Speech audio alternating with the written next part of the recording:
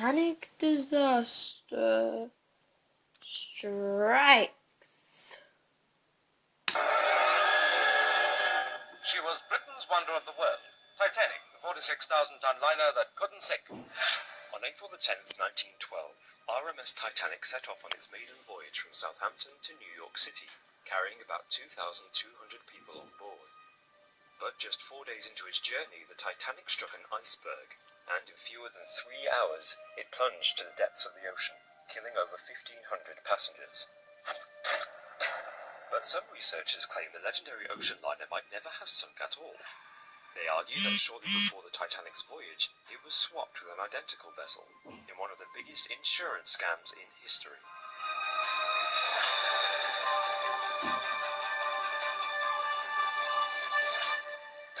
According to historical author Robin Gardiner, the real story begins in 1907, when American financier J.P. Morgan ordered the construction of a new class of superliners for his shipping company, White Star Line.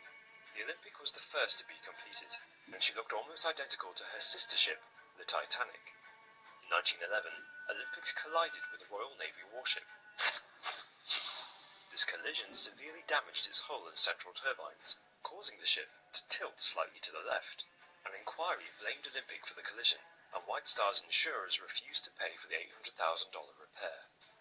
Back in the shipyard, the Olympic's extensive restorations were threatening to delay the completion of White Star's main attraction, the Titanic. On top of the hundreds of thousands of dollars needed to repair the Olympic, the incompletion of Titanic would mean financial suicide for White Star Line. So, according to Robin Gardiner, J.P. Morgan hatched a plan. Masked as the Titanic, the Olympic would be deliberately sunk, so that White Star could claim the full insurance for the lost ship. Meanwhile, the Titanic would steadily complete its build and continue life as the Olympic. But tragically, the staged sinking went wrong. After a deliberate collision with an iceberg, the ship steered left, away from the arranged rescue ships, leading to the unnecessary deaths of 1,500 people. Gardiner claims the evidence supporting his conspiracy theory is overwhelming. Many survivors, including the writer Lawrence Beasley, noted that the Titanic tilted slightly to the left, just like the Olympic did after its accident in 1911. Beasley wrote, "I then called the attention of our table to the way the Titanic listed to port, and we watched the skyline through the portholes. The layouts of the Olympic's and Titanic's decks were almost identical, but there were a few significant differences. Eyewitness accounts from the event described people running along Titanic's decks, but where cabins should have stood, people said they ran across promenades. Is it possible that these reports were in fact referring to the Olympic's deck plan?" Gardiner also claims that neither ship explicitly displayed its respective names, which would have made switching the two vessels effortless. The only places where the ships' names appeared were on the lifeboats, nameplates, compass binnacle, and bell. These could be easily swapped. But Gardiner says the biggest proof is the ship's sea trials. In 1910, the Olympic took 2 days to complete its sea trials, which included high-speed runs. But the Titanic's sea trials, 2 years later, reportedly lasted just 1 day, working at half speed. Gardiner believes this disparity was because of the ship's damaged hull from its previous accident as the Olympic. He says the Olympic's patched-up hull couldn't handle high speed, so White Star cut corners with his later sea trials as the Titanic.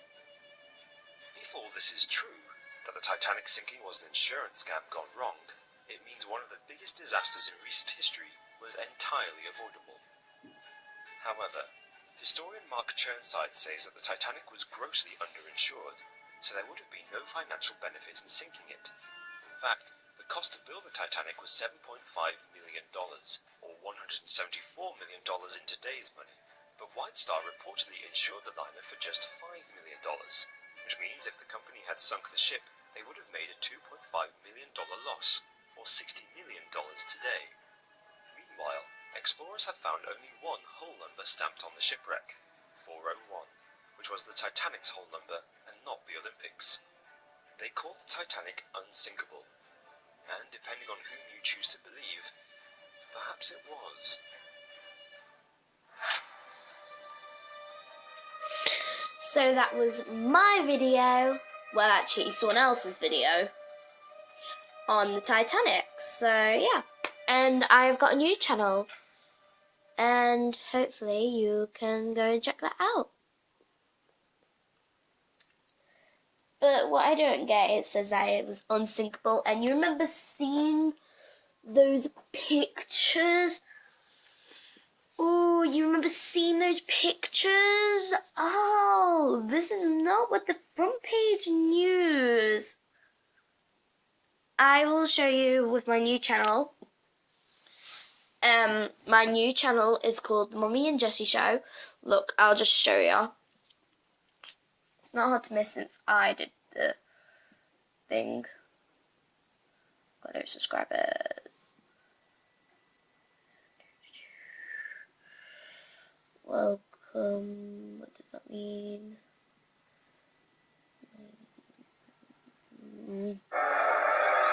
Ah, sure. She was Britain's wonder of the world.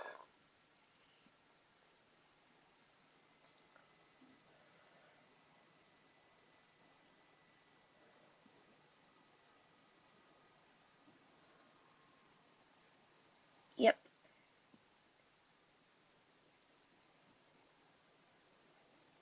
Yep, so